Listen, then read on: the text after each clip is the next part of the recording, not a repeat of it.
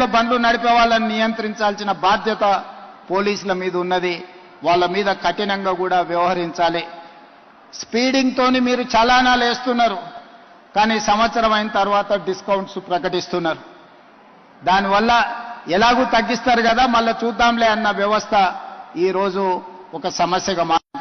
అందుకే పోలీస్ సిబ్బందికి శాఖకు నేను సూచన చేస్తున్నా, ఈ చలాన్స్ వెయ్యడం అనేది వెయ్యకుంటేనే నియంత్రించి వాళ్ళకు అవగాహన కల్పించాలి.